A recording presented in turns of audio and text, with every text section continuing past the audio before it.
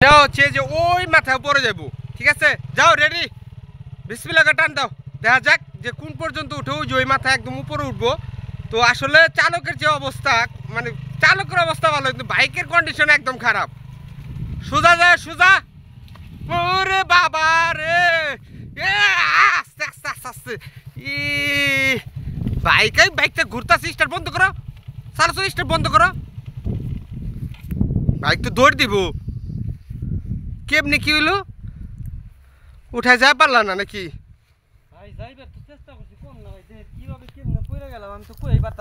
আরে তুমি কয়ে পারতেছো না, দাও বাইকের যে অবস্থা, আর এতে কি উঠানো যায় নাকি? তুমি যে কি অ্যাকসেপ্ট করো। সামনে চাকা ডালার মধ্যে পড়া নেই, ডালা মালা সব ভেঙে গেছে। উঠাও দি বাইকে, গাড়িটাতে উঠাও দি। নতুন গ্লাসটা সেদিনকে লাগাইলে তো এটা একবার শেষ, ভাই গেছে সব চেনা বেড়া হয়ে যাবো। উঠাও দি, উঠবো। আসলে ভাই মনে করেন যে